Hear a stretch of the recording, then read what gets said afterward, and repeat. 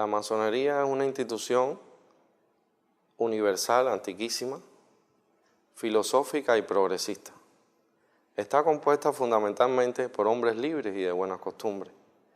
Esta masonería que conocemos hoy se denomina masonería moderna y antecede a una llamada masonería operativa, donde se dedicaba prácticamente a la construcción de puentes y grandes catedrales.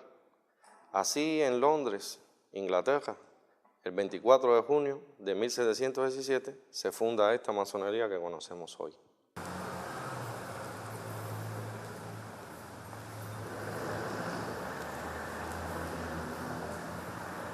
La masonería es una institución fraternal que tiene como base fundamental hacer del hombre bueno un hombre mejor, un ciudadano capaz de poder servir a la sociedad en el medio que se desenvuelve.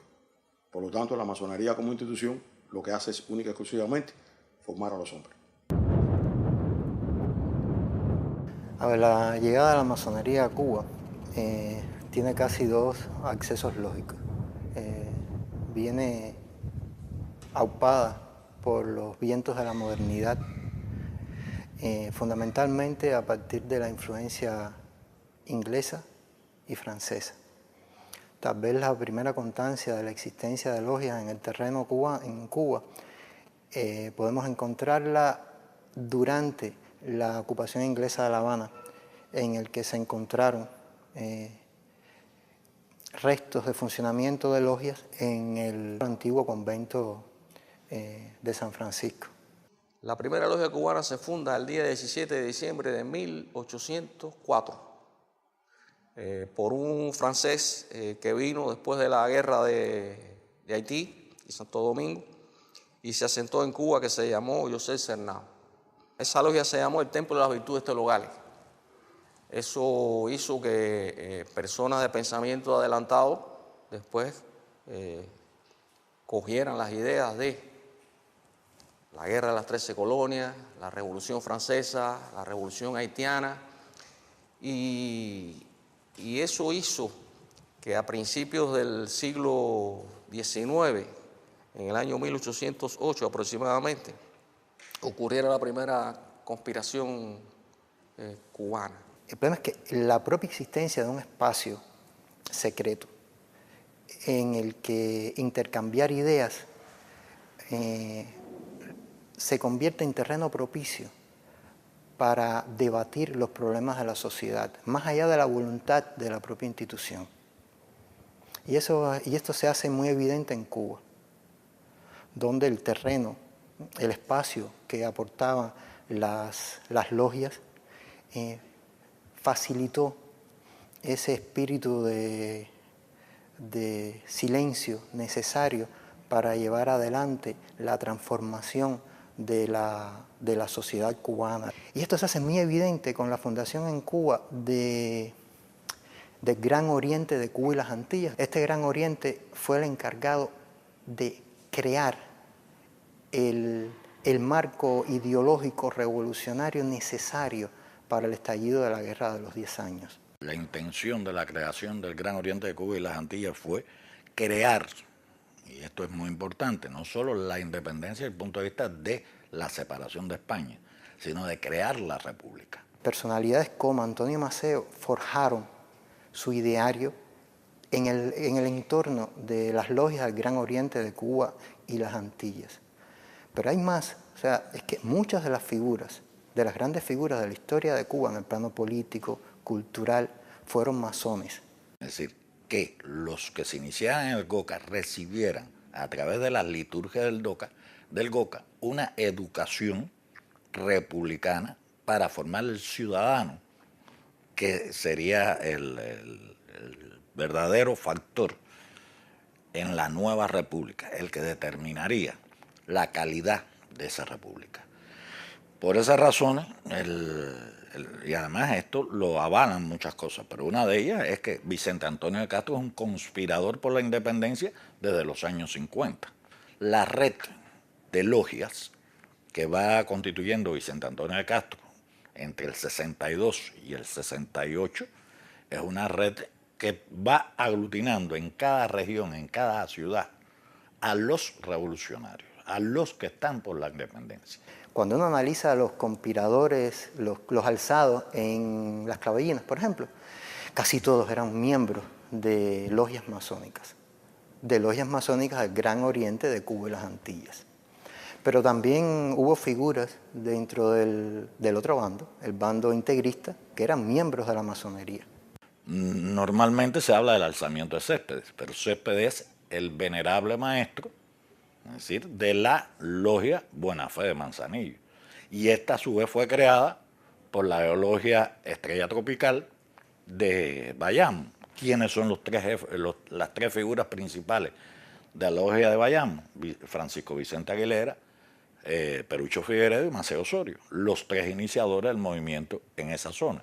Pero también está la Tínima de Camagüey, que es una logia insignia, porque los camagüeyanos son fuertes defensores del republicanismo que está plasmado en esa liturgia. Y lo vas a encontrar en las villas, en Cienfuegos, en Trinidad, en Santa Clara, la pertenencia a las logias del Coca de los que están conspirando. Y en Occidente, en la misma Habana, ahí uno de los actos represivos más importantes que se dan en La Habana después de la guerra es la detención de los miembros de la logia San Andrés, entre los cuales está Rafael María Mendive, el maestro de Martí. Pero el papel revolucionario de la masonería era tan evidente que a casi todos los revolucionarios se les tachaba de masón y a casi todos los masones de revolucionarios, lo que llevó a locuras como el fusilamiento de decenas de masones solo por el hecho de ser masones. Y como eran masones, eran revolucionarios.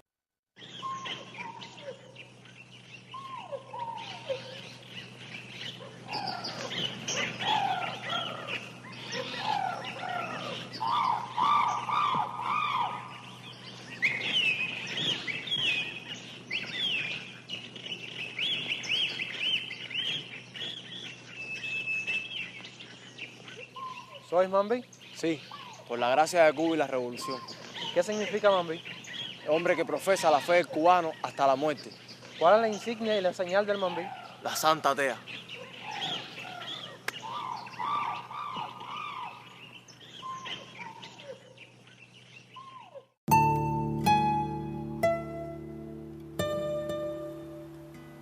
Hubo desde la muerte de Martí hasta hace aproximadamente unos 10 años una polémica en la cual se discutía si Martí era o no masón, si lo había sido o no. Por las obras de Martí hay constante referencia a la masonería. Pero Fermín Valdés Domínguez y Solano Ramos, que son dos de los compañeros de Martí en Madrid, que es donde él se inicia, hablan de toda esa iniciación masónica de Martí. Los estudiosos estuvimos buscando por muchas partes y el documento que apareció, sabíamos que habían parte de los archivos de esas logias, armonías, habían desaparecido, habían sido quemados, por tanto el documento no aparecía y los contrarios a la militancia masónica de Martí decían no existe el documento. Es decir, el documento era la prueba lapidaria de si era o no era masón. Y un doctorante cienfueguero que estaba haciendo el doctorado sobre la masonería conmigo, encontró en una ciudad donde nunca estuvo Martí y donde a ninguno de nosotros se nos había ocurrido que podía aparecer un documento sobre Martí, en el expediente de otro cubano que es español, pero vinculado con Cuba, Vélez. En su expediente estaban todos los documentos firmados por Martí que daban su condición de masón. Martí encierra en él todos los aspectos que un masón puede sentirse como considerado como grande, como positivo. Martí masón nos da la oportunidad de demostrarle al mundo que mirando a Martí y estudiando su historia ya tienen al alcance de su vista todo lo que puede querer saber de lo que es un masón. La masonería no tiene más secreto que la inteligencia y la honradez. Se deja el fardo de las malas pasiones a la entrada y se contrae el deber de obrar irreprochablemente en ella. Cuando tú estudias el pensamiento de Martí, Martí tiene una frase que es muy importante en este sentido, Martí dice que la masonería es una expresión del pensamiento liberal. Es decir, y hay muchas, es decir, estudiando el discurso de Martí te encuentras el uso sistemático de conceptos, ideas y sobre todo de una cosmovisión del mundo del hombre muy cercana, o por lo menos muy vinculada a las orientaciones de la masonería de la época. Mañach decía en uno de sus discursos, de tanto hablar de Martí, vamos a dejarlo descansar. No, no podemos dejarlo descansar. Tenemos que repetir ese ideario, esas ideas que son masónicas, para que la idea penetre, como él mismo decía. Todo empieza en un proceso que viene desde la familia, sigue con la escuela, después la sociedad lo moldea, pero el pensamiento martiano va a estar, el masónico desde luego, va a estar hasta el fin de los tiempos. La tendencia de pensamiento de Martí es la plena libertad para aprender y desarrollarse. En el mundo debe haber cierta cantidad de dignidad, como debe haber cierta cantidad de luz. Y esa idea de superación constante, que forma parte también de la visión masónica, es esencial en José Martí. Por eso Martí nos da un pensamiento que es el pensamiento más libre, más creativo que nosotros podemos asumir.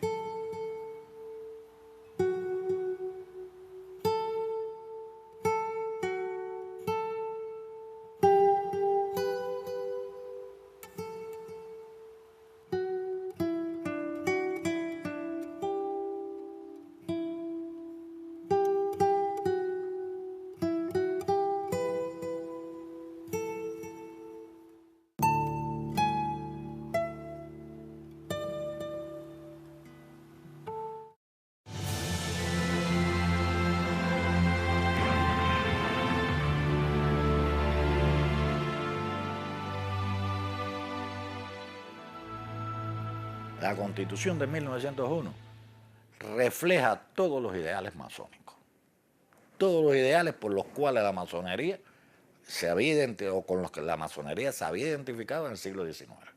La separación de la Iglesia y del Estado, la enseñanza pública, gratuita y laica. Esto era uno de los principios clave en la nueva sociedad. Además, en esa línea de sociedad laica también se deciden algunas leyes importantes, como la ley del divorcio, que fue motivo de una gran polémica que la masonería cubana asumió como uno de sus grandes objetivos.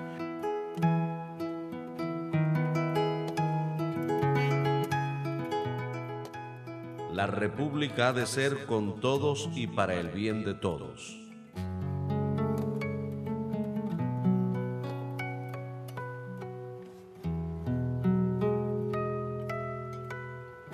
Durante la República la masonería gozó tal vez de sus momentos más triunfantes hasta que públicamente se reconoce su papel en las luchas por la independencia de Cuba, sin marcar la diferencia entre las logias que realmente difundieron el pensamiento revolucionario y los masones que a nivel individual difundieron el pensamiento revolucionario e hicieron de su vida un ejemplo de revolucionario, transformando una sociedad arcaica y caduca, y el credo de la propia logia, que no siempre es ni revolucionario ni moderno. Y esto hace que dentro de esa sociedad la masonería sea vista como la institución, primero, que tiene el prestigio de las grandes figuras de la guerra de independencia. Tú dices, Césped era masón, Agramonte era masón, Martí era masón, Maceo era masón, Máximo Gómez era masón. Es decir, tiene ese prestigio tremendo. Y segundo, está en la sociedad que proyectó o asumía o defendía la masonería del siglo XIX. Por tanto, las condiciones son óptimas para el desarrollo de la masonería y lo logra.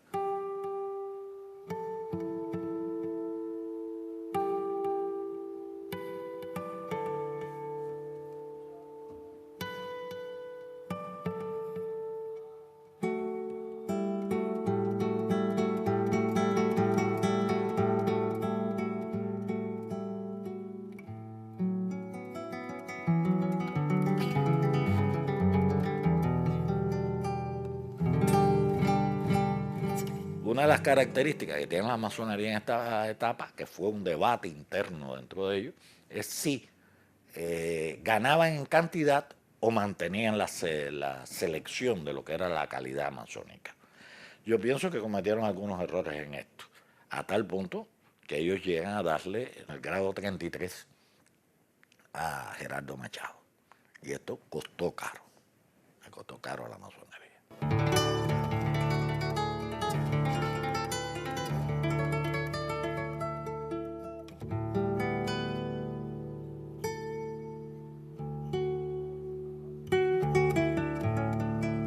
No se puede decir que la masonería tuvo que ver con el Moncada como institución.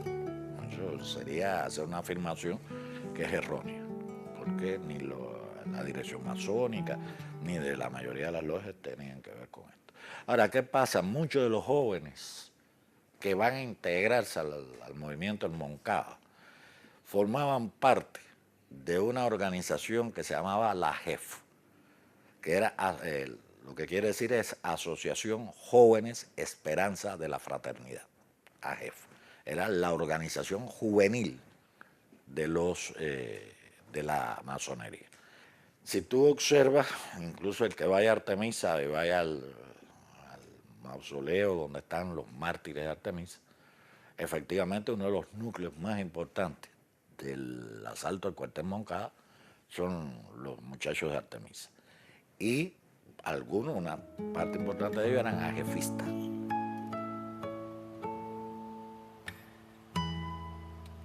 El ajefismo es una institución juvenil auspiciada por la masonería, en la que sus miembros son jóvenes que han cumplido los 14 años y no habiéndolo cumplido los 21, ingresan a ella buscando un asilo en el cual le permita encontrar su verdadera razón, respondiendo sus preguntas, ya sea de la existencia, de su posición en la sociedad, qué es lo que pueden aportarle a ella. Y el ajefismo trata siempre de procurar de que sus miembros se desarrollen tanto físico, moral e intelectualmente. Una escuela es una fragua de espíritus, pobres de los pueblos sin escuelas, pobres de los espíritus sin templos. ¿Por qué era importante el ajefismo? Porque era la juventud libre pensadora. Es decir, la juventud que se estaba planteando los problemas no solo de la dictadura, sino de una sociedad ética y moral. Era la juventud que estaba luchando contra la corrupción. Y el ajefismo en gran medida debía ser esa visión de los jóvenes contra es decir, la corrupción, es decir, por una sociedad ética. Por tanto, era lógico que muchos ajefistas, cuando conocían el movimiento revolucionario, se identificaran con él.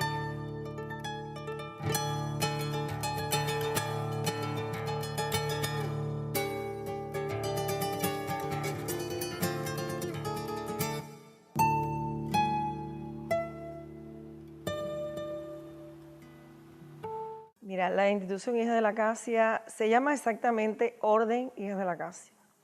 Surge en la década de 1930 como una necesidad de la propia masonería en Cuba, porque llegó un momento en que la masonería se preocupó porque no había representación femenina y la mujer cubana le interesaba trabajar para la fraternidad. Había que buscar una solución de manera tal que las mujeres pudiéramos trabajar en la fraternidad sin afectar los postulados masónicos.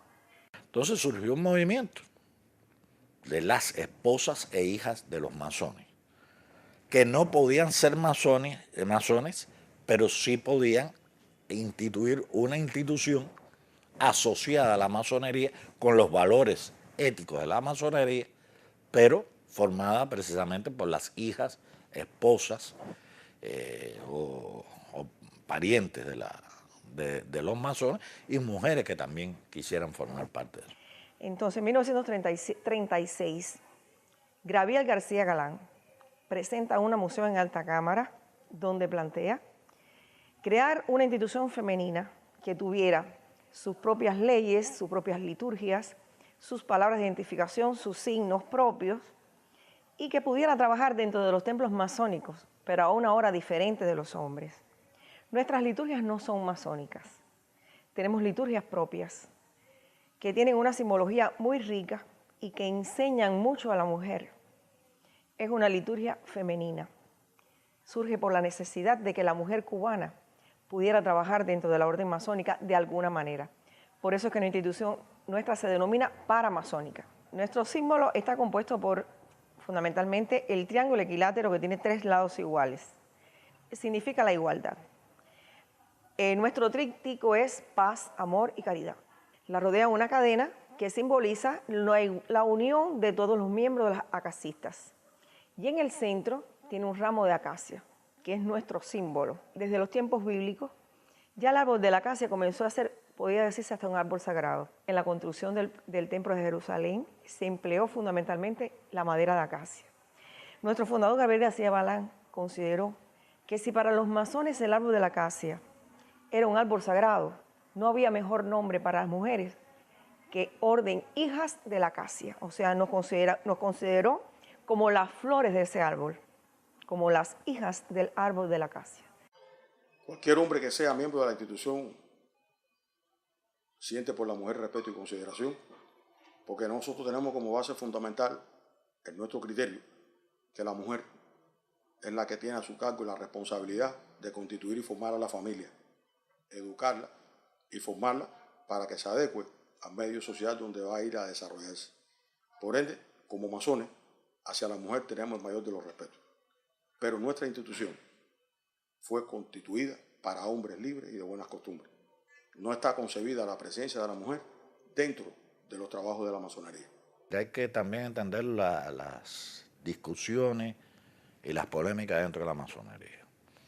La masonería nace en el siglo XVIII, en la primera mitad del siglo XVIII y en la Inglaterra monárquica, ya en los cambios de la Ilustración, pero en el cual la mujer no jugaba un papel importante en la vida social y científica. Entonces, en su definición de la masonería, la mujer no forma parte de lo que pueden ser miembros de la masonería. Y eso es, sobre todo, un rasgo del momento en que nace la masonería.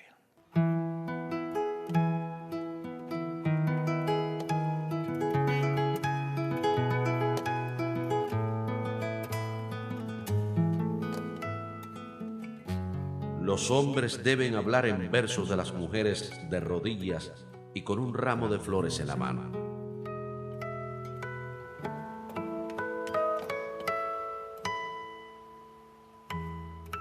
Para nosotros fue algo extraordinario, extraordinario.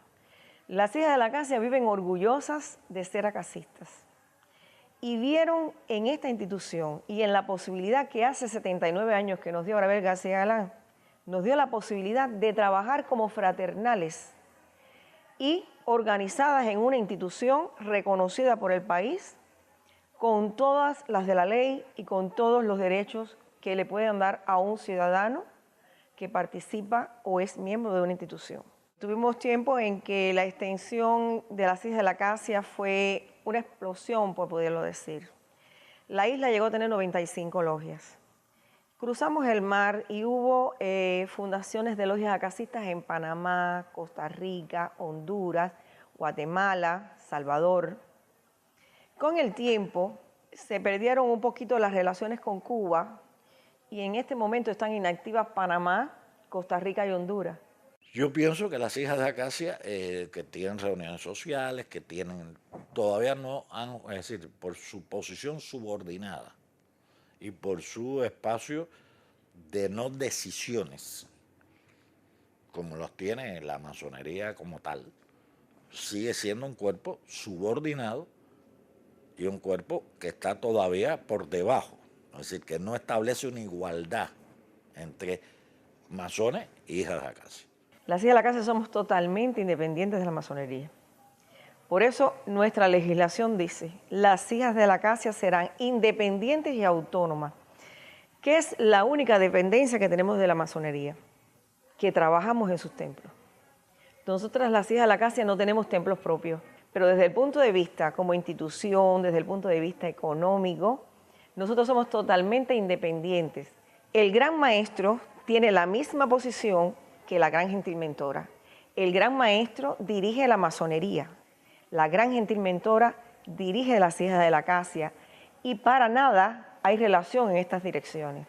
Esto no quita que las relaciones entre las hijas de la acacia y los masones sean buenas relaciones. Eso ha llevado a lo que desde el final del siglo XIX ha sido la propuesta de logias mixtas y de masonerías mixtas. Y esto, bueno, sigue siendo hoy una de las grandes polémicas de la masonería. Entonces hay una parte de la iniciación en nuestra liturgia que fue creada en la etapa de Gabriel García Galán que dice: y trabajarán fielmente con estos postulados como hijas de la acacia hasta que los masones o los paladines de la justicia un día trabajen bajo la misma bandera.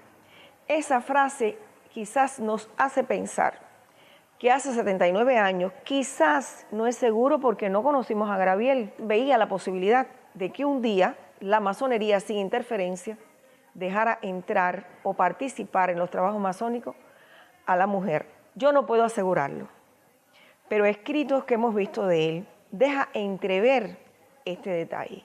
Una de las grandes preguntas que tendrá que contestar la masonería, no solo la cubana, la masonería mundial, fundamentalmente las grandes logias de Inglaterra, Francia, Estados Unidos, son las potencias masónicas, esto que forma parte de un pasado en un mundo en el cual ya la mujer es hasta presidenta de países, puede seguir siendo un antiguo límite o lo modifica. Pero eso es un tema absolutamente interno de ellos y en ese sentido hay que respetar las decisiones que ellos toman.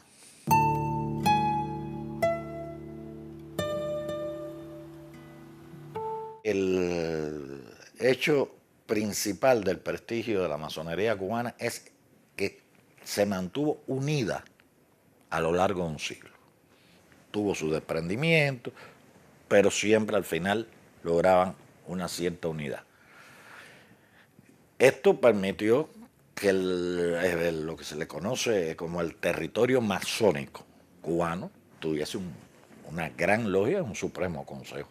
Y el nexo entre república independiente y masonería atraía mucho a los jóvenes.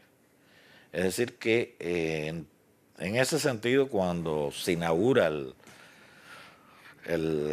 edificio de la Gran Logia, ahí en Carlos III, ya Cuba tiene alrededor de 28.000 masones, en el 59 unos 30.000. Y tiene 311 logias repartidas en toda la República. Es decir, que esto te da una idea de que hay pocos países que tenían esa fuerza masónica como la tenía la masonería cubana, más instituciones paralelas. La masonería, además de las hijas de Acacia, como anteriormente hubimos de expresar, creó también otras instituciones como fue la Universidad Masónica, la Escuela Nacional Masónica, el zapato escolar, el traje masónico y una serie de instituciones, la Institución de Jóvenes de Esperanza de la Fraternidad, que contribuyeron de manera notable a que en la sociedad republicana se hiciera sentir el peso de la masonería. Pero en el año 1959, nuestra masonería gozaba de un prestigio a nivel mundial. Fue la primera gran logia de América que logró construir un edificio como en el cual habitamos, con todas las de la ley.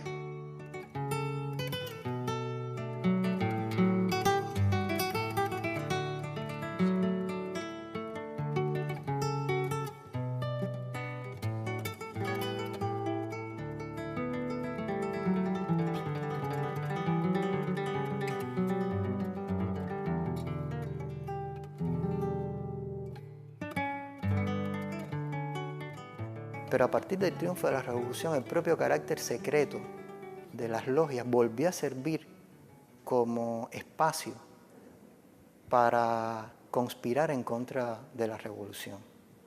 Eso necesariamente creó desavenencias entre las logias y el novedoso gobierno revolucionario. En primer lugar, yo creo que la Revolución cubana fue una conmoción en toda la sociedad cubana.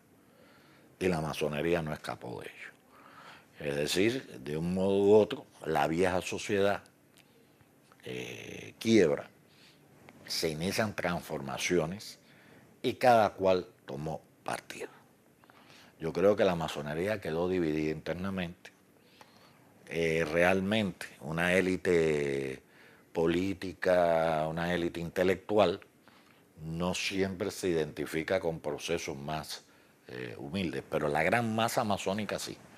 Y esto lleva a varios incidentes con grandes maestros. Una cantidad grande de nuestros miembros se incorporaron al proceso de la revolución y otros pues decidieron abandonar el país.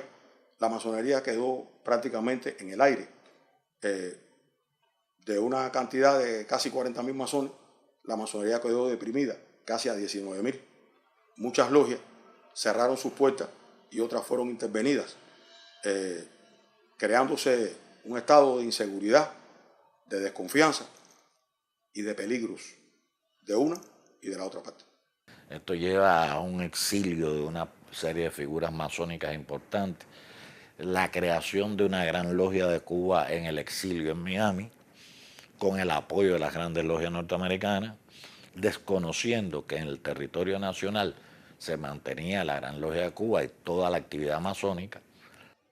Por distintas razones, incluso del uso de algunas instituciones religiosas, fraternales, posturas que nada tenían que ver con las propias instituciones y su sentido, su objeto social, sino con posturas políticas, pues se creó más bien a nivel popular una cierta desconfianza hacia las personas que practicaban alguna creencia. Los cubanos somos muy buenos absolutizando, y entonces, como el propio Fidel dijo, aquí pagaron justos por pecadores. Desde el punto de vista político, yo creo que hubo un constante debate alrededor de determinados temas, y desgraciadamente en un momento determinado hay dos cosas que se colocaron como piezas dentro de la estructura política cubana, y una fue que para ser militante del partido no se podía ser ni masón ni religioso. Se habla de sociedades fraternales, es algo más que la masonería, los Caballeros de la Luz, los Fellows. Y esto realmente el propio Fidel después lo rectifica en una reunión famosa que él tiene con los religiosos en Cuba. Y bueno, ya se comprendió también por la parte del aparato político y demás, de que estas eran instituciones que formaban parte de la vida del país, respetables y respetadas, y que por tanto un masón, ¿por qué no?, podía ser militante del partido. Eso motivó que muchas personas que eran practicantes de distintas religiones o practicantes de distintas instituciones fueran permitidas su ingreso al partido y liberada la persecución no gubernamental, pero sí real, que existía contra cualquiera de las personas que, militando en la religión o militando en una institución fraternal, se les limitaban determinados derechos. No por ley, pero sí por actitudes asumidas por determinados dirigentes.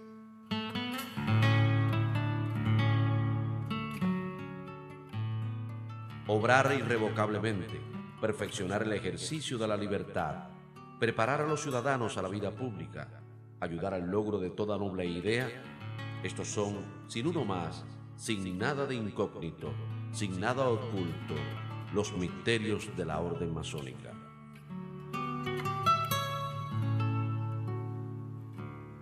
La imagen que se da a la oficina de atención a los asuntos religiosos y fraternales en el mundo muchas veces es como de la censura y el control. Pero creo que las propias instituciones religiosas y fraternales, independientemente de que la oficina realice una atención política, pero en muchos casos, en casi todos los casos, nos agradecen la labor que desarrolla la oficina de facilitadora, que es uno de sus objetivos fundamentales, entre las instituciones religiosas y fraternales y las instituciones estatales. Esta oficina nos permite la posibilidad de intercambiar con ellos de plantearle situaciones y ellos responder. Aunque sinceramente tengo la opinión de que pudiera la contribución ser un poquito más, porque a veces necesitamos determinadas ayudas, sobre todo para conservar lugares y objetos que pensamos que son patrimonio ya de la cultura y que los recursos reales, el que lo tiene es el Estado. A veces ellos tratan de ayudarnos y a veces lo logran, pero a veces no obtenemos la ayuda, de acuerdo, bueno, obviamente a determinadas limitaciones y otros. Hoy tenemos relaciones con todas las asociaciones fraternales y con todas las instituciones religiosas, incluso desde aquellas que pueden tener una posición desde el punto de vista político, sus miembros de apoyo y de compartir los objetivos de la revolución, como las que no. Pero con todas hay un diálogo, hay una discusión de sus asuntos, un trabajo para canalizar las necesidades que tienen, resolverlas, claro, dentro de las limitaciones que tiene un país como el nuestro.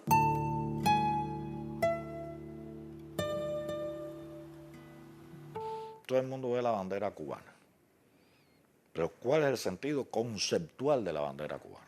O del escudo o del himno. Y si tú vas a ver, no es casual que los tres están hechos por masones. Por Narciso López, que era masón, por Teurbe Tolón y por Figueredo. ¿Y qué significa la bandera cubana? Es una bandera masónica y es una bandera republicana.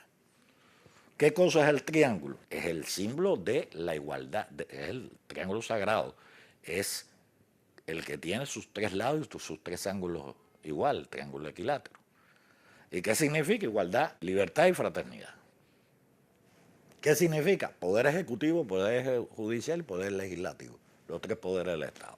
¿Qué significa la estrella solitaria? El astro que brilla con luz propia. Y los símbolos, los colores republicanos. El blanco, el azul y el rojo. ¿Esto qué quiere decir?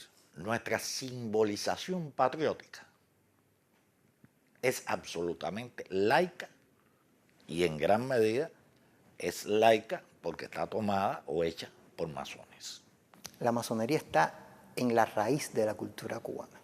Los masones forman parte de lo más granado del universo cultural cubano. Y cuando hablo de cultura estoy pensando en política, educación, en arte, en ciencia. No se puede separar la formación y la difusión de la cultura cubana de la labor de la masonería y de los masones. Y me gusta marcar la diferencia, porque muchas veces los masones actuaban a contrapelo de las instrucciones de la masonería. Porque es muy difícil estar tratando de perfeccionar al hombre y no luchar en contra de la injusticia de forma directa y clara. Constituye un irrespeto a la historia hablar de ella sin mencionar la masonería. No se puede hablar de la nacionalidad de Cuba, no se puede hablar de todo lo que se ha logrado en nuestro país desde la época de la colonia hasta el presente, sin tomar en consideración la mano o la presencia de un masón. Negar la masonería es negar nuestra historia.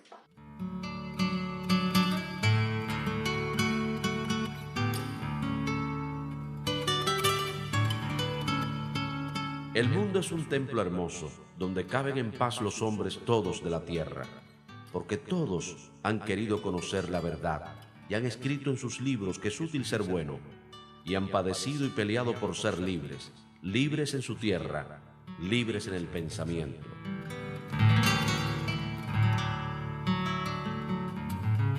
Nosotros, desgraciadamente, teniendo una de las historias más bellas y brillantes, donde el ser humano ha sido un protagonista esencial, desde una cultura que se fraguó aquí adentro, hombres que construyeron esa cultura conscientemente.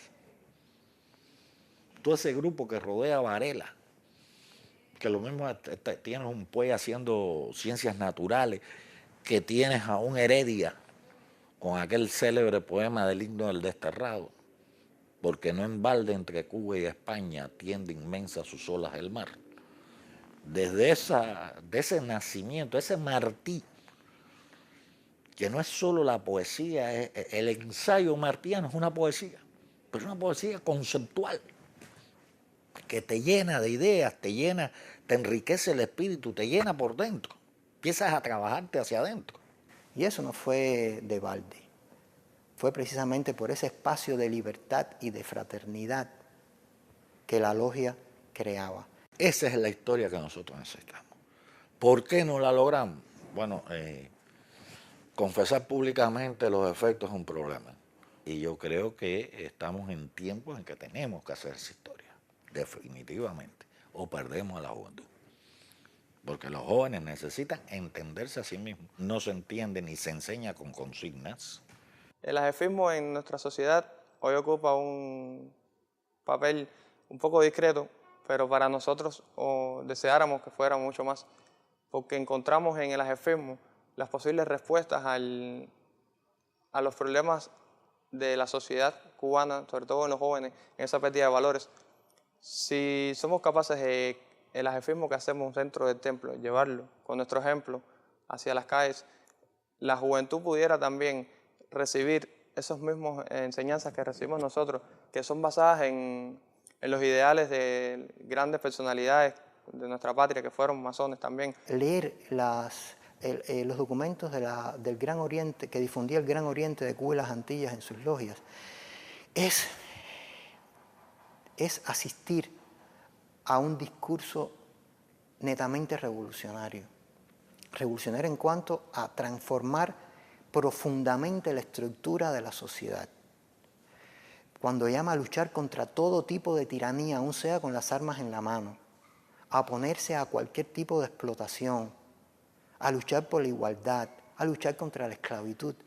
Eso en Cuba, y en casi cualquier sitio del mundo, convierte a las logias en un espacio apetecible para cualquier revolucionario. En el caso de Cuba, por eso es fácil entender que las más grandes personalidades de la cultura cubana hayan sido y sean, en algunos casos, masones. ¿Qué efecto hemos hecho en la sociedad? Este grupo de mujeres se perfecciona cada día, desde el punto de vista cultural, desde el punto de vista de sus virtudes, de sus valores. Las hijas de la casa trabajan para exaltar las virtudes de la mujer, crear los valores e enriquecer los que ya tiene. Igual que la masonería decimos, entramos a nuestros templos como piedra bruta y aquí nos pulimos y pasamos a ser la piedra perfecta, o tendemos a la perfección que nunca va a existir en un humano. ¿Qué trae consigo esto? Que entonces las hijas de la acacia reflejan a la sociedad que mujeres más cumplidoras en su trabajo, mujeres que son mejores madres, mujeres que son mejores hermanas, mujeres que se le crea aquel sentimiento de fraternidad y de filantropía. Por lo tanto, pensamos que irradiamos a la sociedad con ese bien. El espíritu de los hombres flota sobre la tierra en que vivieron y se les respira. Yo pienso, en primer lugar, que la masonería tiene que trabajarse mucho internamente. Ya no tiene el mismo cuerpo intelectual que tenía en los 50, y en los 20 y en el siglo XIX. La logia de Cuba no ha sabido ajustarse a los tiempos y ha vivido un triste y largo proceso de depauperación. A pesar del entusiasmo de los miembros de las logias, que son personas muy entusiastas, muy imbuidas con este credo masónico de tratar de hacer mejor al hombre y a través de ese mejoramiento humano hacer mejor a la sociedad. Pero puedes verlo, puedes ver con la decrepitud del edificio de la Gran Logia, con el mal estado de muchos de los edificios de la logia, cómo ha cesado la labor social de las logias, que fue inmensa a lo largo de la República, en el plano educacional, en el de la salud. La masonería tiene hoy el poder que siempre tuvo, que tenga más o menos miembros, la masonería no ha perdido su valor ni su poder. El poder de hacer mejor a los hombres no lo justifica la cantidad de miembros ni el lugar donde esté situada la masonería.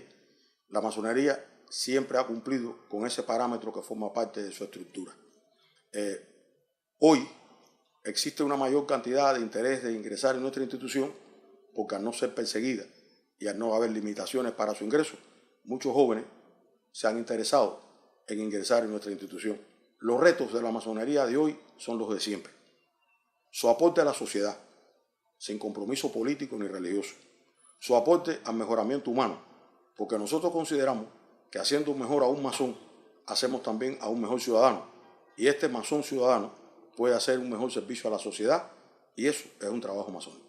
Pero en una sociedad como esta, lo mejor que nos puede pasar es que la masonería vuelva a crecer en sus propuestas sociales.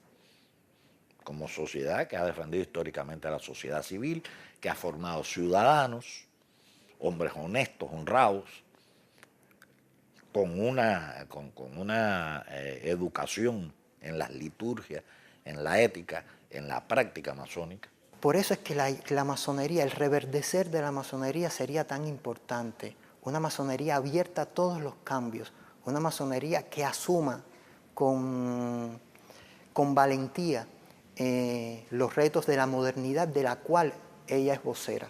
Si esa masonería nosotros la recuperamos, la masonería tiene un importante papel en la historia de Cuba, porque puede incidir en la vida cotidiana, pero también en el pensamiento, en la necesidad.